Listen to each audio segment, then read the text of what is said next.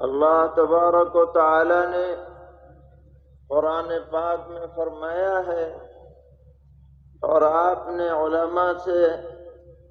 بار بار یہ آیت سنی ہوگی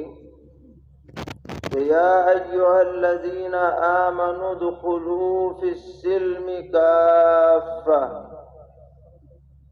اے ایمان والو اسلام میں پورے داخل ہو جاؤ، یعنی تمہاری عبادات، تمہارے معاملات، تمہارا رہن سہن، معاشرت، اخلاق، یہ سب اسلام کے رنگ میں رنگین ہو جائے، اسلام کے سانچے میں ڈھل جائے، ایسی زندگی تمہیں گزارنی ہے۔ اور فرمایا وَلَا تَتَّبِعُوا خُطُوَاتِ الشَّيْطَانِ، اور شیطان کے طریقوں پر، اس کے نقش قدم پر مت چلو، اِنَّهُ لَكُمْ عَدُوٌّ مُبِينٌ،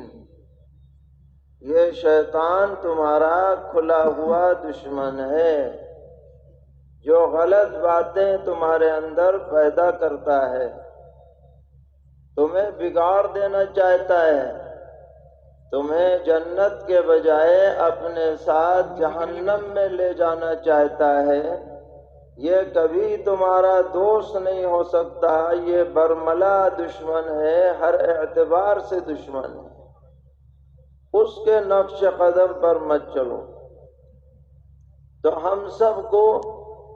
یہ سمجھنا چاہیے کہ اللہ نے جس دین سے ہمیں وابستہ فرمایا، دین محمدی،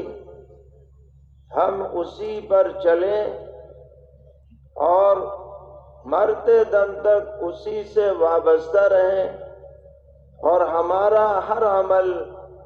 اسلام اور شریعت کے موافق ہو، یہ ہماری ذمہ داری ہے، ہمارے اوپر یہ بات فرض ہے۔ جس شخص نے بھی کلمہ پڑھ لیا لا الہ الا اللہ، نہیں ہے کوئی عبادت کے لائق سوائے اللہ کے، تو بعض علماء نے الہ کا ترجمہ کیا ہے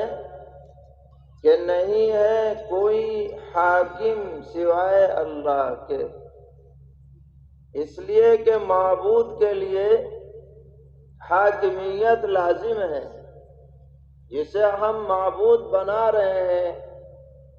جسے ہم معبود سمجھ رہے ہیں، جس کے معبود حقیقی ہونے کا ہم اقرار کر رہے ہیں، ہم پر لازم ہے کہ ہم اس کی بات مانیں، اس کی اطاعت کریں، اس کے طریقوں پر چلیں، ورنہ تو معبود ماننے کا کیا مطلب؟ تو ہم اگر نماز پڑھتے ہیں تو نماز بھی اللہ کے بتائے ہوئے طریقے کے موافق پڑھی جائے گی، ہم اگر کاروبار کرتے ہیں تو بھی شریعت کے موافق ہمیں کاروبار کرنا پڑے گا، اور اسی طرح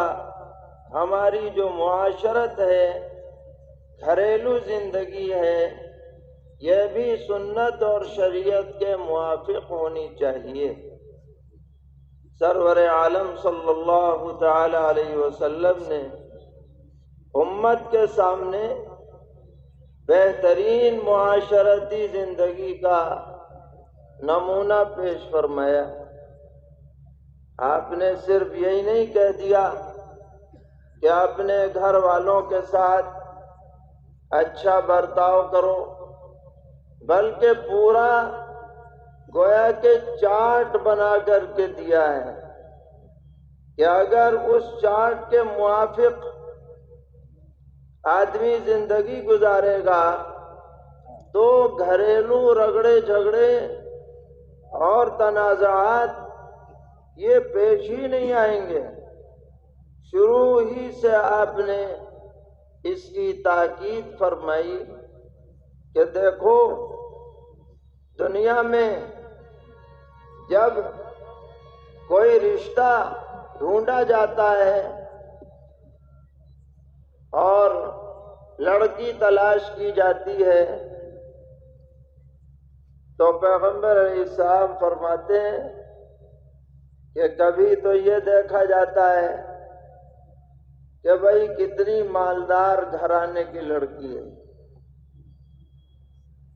تاکہ اس کو جب ہم شادی کر کے لائیں تو بہت سا سامان وہ لے کر کے آئے تو ہمارا گھر بھر جائے۔ بہت سے لوگ رشتے میں اس کا خیال کرتے ہیں، اور آج کل تو یہ زیادہ ہی ہونے لگ گیا، اور صورتحال یہاں تک ہو گئی، اللہ معاف فرمائے، کہ جو بیچارے کمزور گھرانے کے لوگ ہیں